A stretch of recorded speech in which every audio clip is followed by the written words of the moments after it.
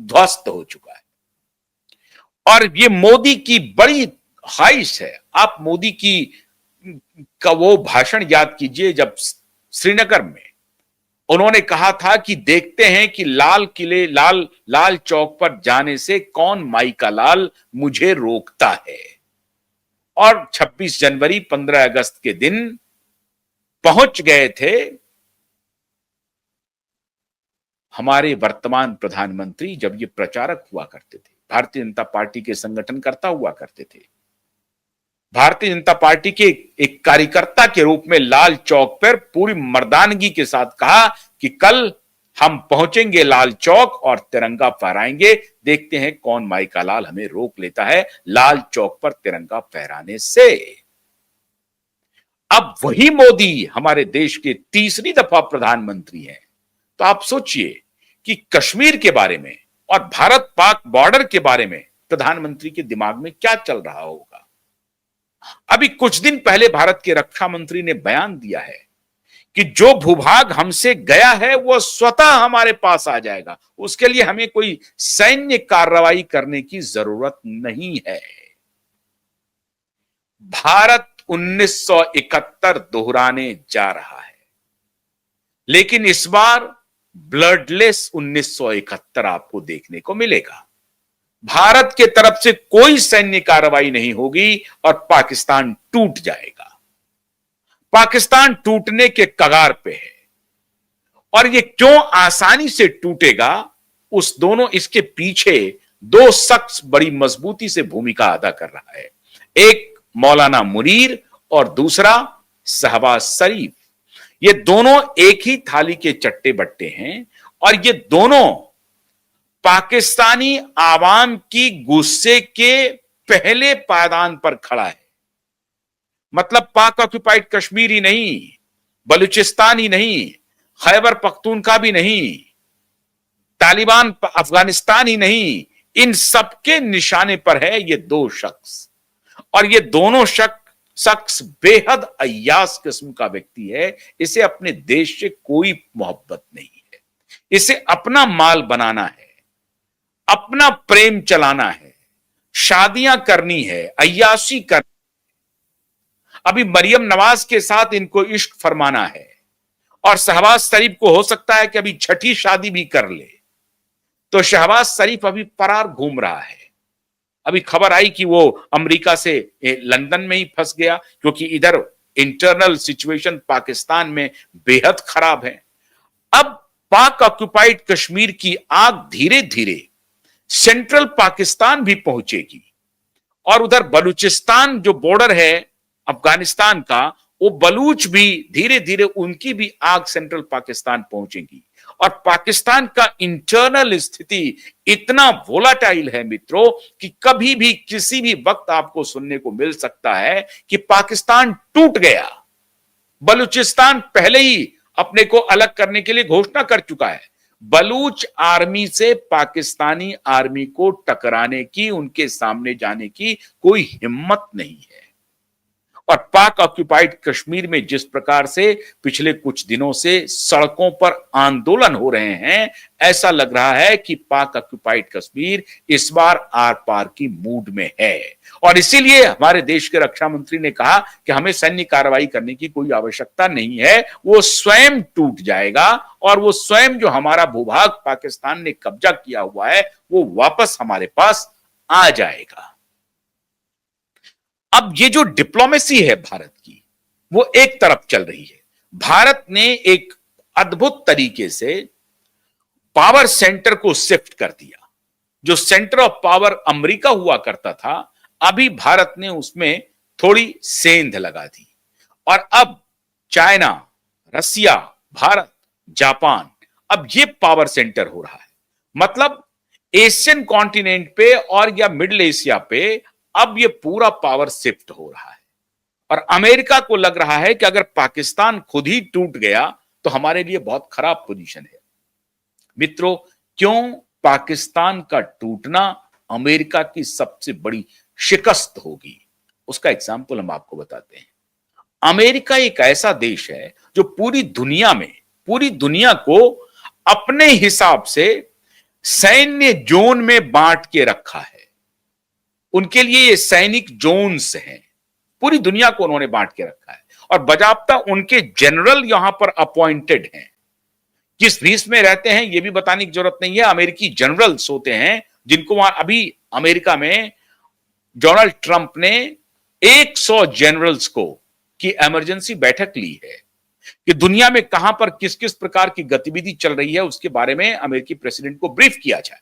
उसकी बैठक हुई है अभी और यह इमरजेंसी बैठक हुई है। कहा गया कि नहीं, अभी जो 100 जनरल्स की बैठक हुई है उसमें से कोई बहुत बूढ़े हो गए हैं, उनको रिटायरमेंट किया जा सकता है, उनका रिटायरमेंट हो सकता है, इसलिए उनको बुलाया गया है। लेकिन बात वो नहीं है। बात यह है कि डोनाल्ड ट्रंप ये देख रहे हैं कि अमेरिका दुनिया के किन किन हिस्सों में मजबूत है और दुनिया के किन हिस्सों में कमजोर है।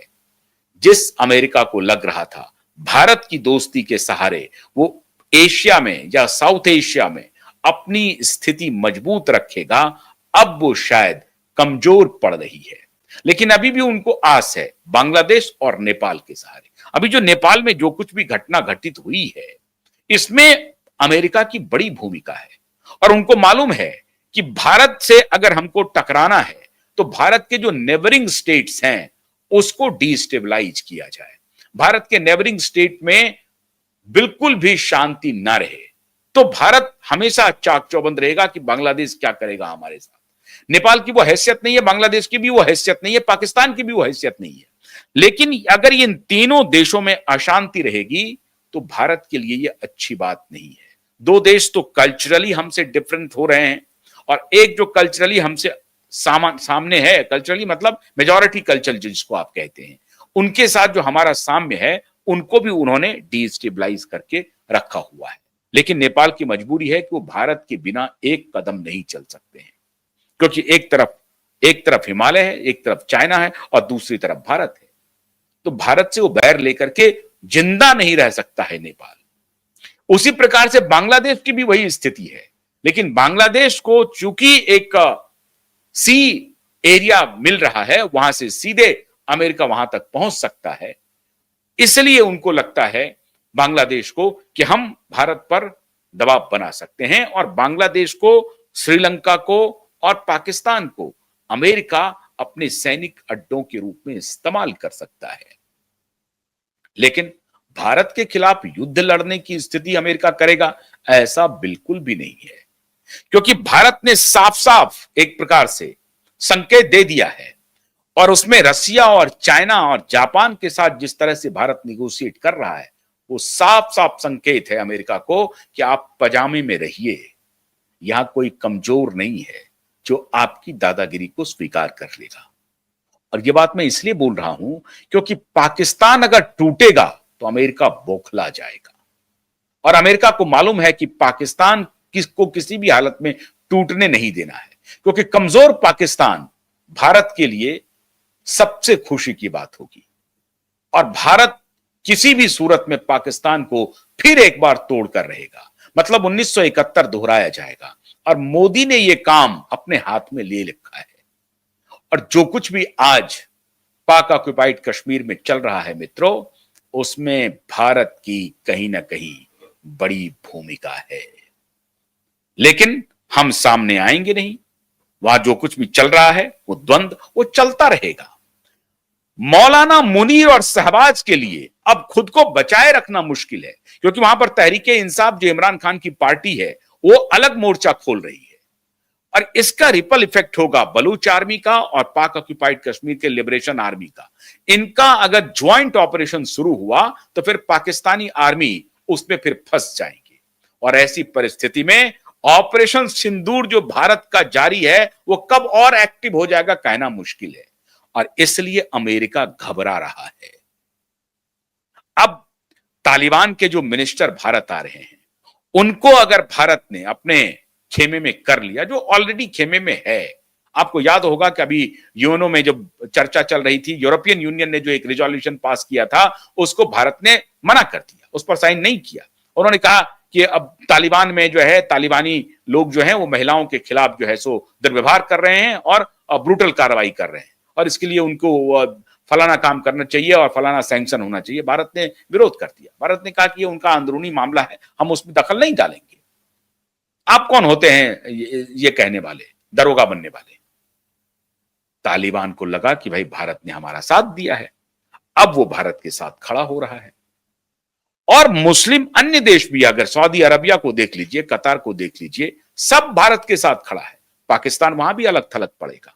एक टर्की अभी पाकिस्तान के साथ खड़ा जरूर हुआ है ऑपरेशन सिंदूर के दौरान, लेकिन वो बहुत महत्वपूर्ण है, ऐसा नहीं है। ईरान भी भारत से नहीं टकराएगा, इराक तो खैर अभी वो इस स्थिति में नहीं है। तो दुनिया भर के मुस्लिम कंट्रीज जो हैं वो एक प्रकार से भारत के साथ हैं।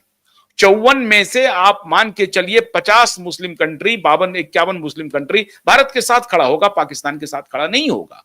और ये मुस्लिम कंट्री भारत के साथ, और फिर ये जो 2-3 बड़ी शक्तियां हैं, चाइना, रूस और जापान, उनके साथ खड़े होने से तो अमेरिका को लगने लगेगा कि ये बायपोलर वर्ल्ड हो गया, अब यूनिपोलर वर्ल्ड नहीं है, ये बायपोलर वर्ल्ड हो गया, मल्टीपोलर वर्ल्ड हो गया। अब बड़े बड़े इसमें शूरमा खड़े हो गए। तो पाकिस्तान अपने टूट के कगार पर पहुंच गया है मित्रों। मोदी ने वो काम कर दिया जो अब दुनिया देखेगी, और पाक ऑक्युपाइड कश्मीर आज नहीं तो कल स्वतंत्र होगा और भारत की तरफ आएगा। बलूचिस्तान भी अलग होगा। बलूचिस्तान ने तो ऑलरेडी पहले ही कह दिया था, प्रधानमंत्री नरेंद्र मोदी हमारे भी प्रधानमंत्री हैं। काम बहुत बारीकी से हो रहा है। ऑपरेशन सिंदूर जारी है। अब ये समझिए ऑपरेशन पाकिस्तान हो गया, ऑपरेशन पीओके हो गया, ऑपरेशन बलूचिस्तान हो गया। मोदी जी को बहुत बधाई, और आप सबको बहुत बधाई। पाकिस्तान तो टूट कर ही रहेगा। बहुत बहुत शुक्रिया। नमस्कार।